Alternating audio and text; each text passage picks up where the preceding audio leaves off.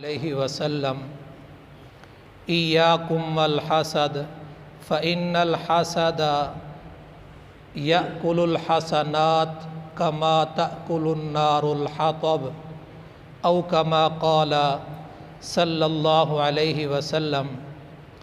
اللہ کے رسول صلی اللہ علیہ وسلم نے فرمایا، حسد سے بچو۔ حسد نیکیوں کو اس طرح کھا جاتا ہے جیسے آگ لکڑی کو، جس طرح آگ لکڑی کو ختم کر دیتی ہے، کھا جاتی ہے، اس طرح حسد بھی نیکیوں کو کھا جاتا ہے۔ تو معلوم یہ ہوا حسد کی وجہ سے نیکیاں کم ہوتی رہتی ہیں۔ کیوں؟ حسد کرنے والا جس سے حسد کرتا ہے اسی کے بارے میں سوچتا رہتا ہے، اسی کے خلاف منصوبے بناتا رہتا ہے۔ جب اس کے خلاف منصوبے بناتا رہتا ہے تو ذکر اذکار سے محروم ہو جاتا ہے، اور جب ذکر اذکار سے محروم ہوا تو نیکیاں کم ہو گئی۔ دوسری وجہ کہ حسد کرنے والا جس سے حسد کرتا ہے اس کے خلاف باتیں کرتا رہتا ہے، غیبتیں کرتا رہتا ہے، اس سے بھی نیکیاں اس کی برباد ہو جاتی ہیں۔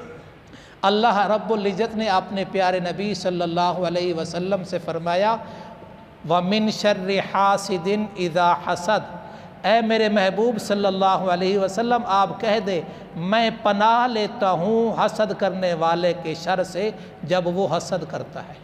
تو اللہ نے اپنے پیارے حبیب صلی اللہ علیہ وسلم کو فرمایا آپ بھی پناہ مانگے۔ کیوں؟ یعقوب علیہ نبینا علیہ الصلوۃ والسلام کے گھر میں ان کے بیٹوں میں اس کے بیٹے کے بارے میں حسد ہوا تو اس گھر میں پھر غموں نے ڈیرا لگا دیا، بسیرا بنا لیا، اس گھر میں پھر خوشیاں نہیں آئی۔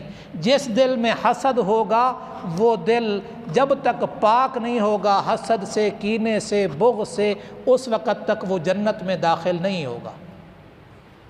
اور آنے والا مبارک مہینہ بھی پریکٹس کا ہے، تو ابھی سے ہم تھوڑی سی ہمت کریں، تھوڑا سا اپنا انداز بدلیں، کھانے پینے کے لحاظ سے بھی، گفتگو کے لحاظ سے بھی، سونے جاگنے کے لحاظ سے بھی ابھی سے ہم تیاری شروع کر دیں، اور اپنے آپ کو، اپنی زبان کو، ہر چیز کو ایک کنٹرول میں رکھے تاکہ آنے والا مبارک مہینے سے پہلے ہماری ہر چیز معمولات پر آ جائے۔ اور حسد کرنے والا، حسد جس دل میں ہوگا اس میں ایمان نہیں ہوگا۔ حسد اتنا بڑا گناہ ہے کہ حاسد آدمی در حقیقت اللہ پہ اعتراض کرتا ہے کہ یہ نعمت اس کو کیوں ملی ہے، یہ نعمت اس کو کیوں دی ہے، نعمتیں دینے والا کون ہے؟